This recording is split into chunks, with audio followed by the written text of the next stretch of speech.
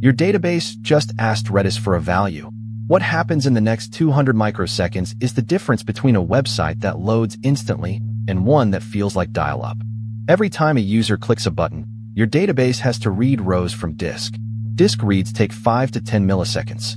Do that 10,000 times a second, and suddenly your CPU is drowning in latency while your users rage refresh. Redis is an in-memory key value store. That means it keeps data in RAM instead of on spinning metal platters. RAM access is 100 nanoseconds, 50 to 100 times faster than the fastest SSD. It also speaks a tiny, binary protocol called RESP, Redis Serialization Protocol, so clients and server exchange messages in 1 to 2 round trips. In-memory data structures.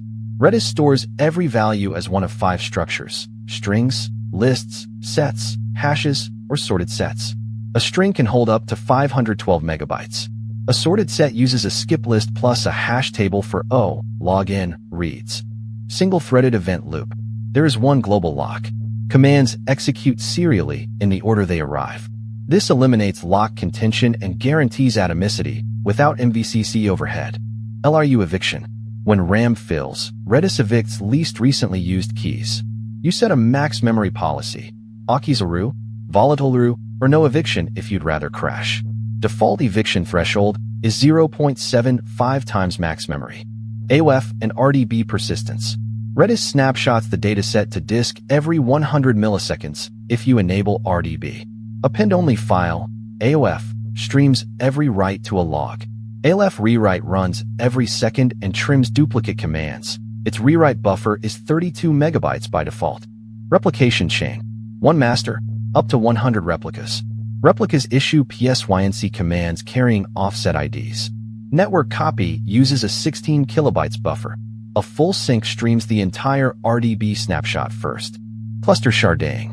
Keys are hashed via CRC16 into 16,384 slots. Each node owns a contiguous range. If a node fails, cluster uses gossip protocol to rebalance in under 3 seconds. Lua scripting. Scripts run atomically inside Redis. A 100-line Lua script executes in 50 microseconds because it skips network hops. Pub/sub and streams. Pub/sub uses a fan-out table of channels. Streams keep a radix tree of message IDs for login, range reads. Backlog is capped at 10,000 entries by default.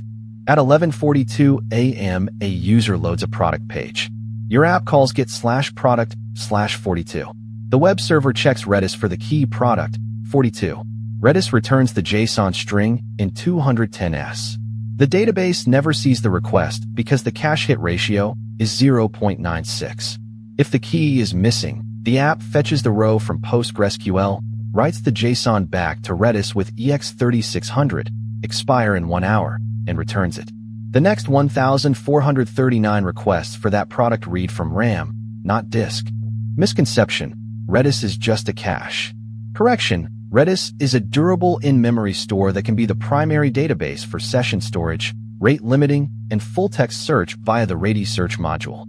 Treat it as ephemeral only if you disable persistence and set volatile TTL. Redis trades disk for RAM and network round trips for nanosecond latency.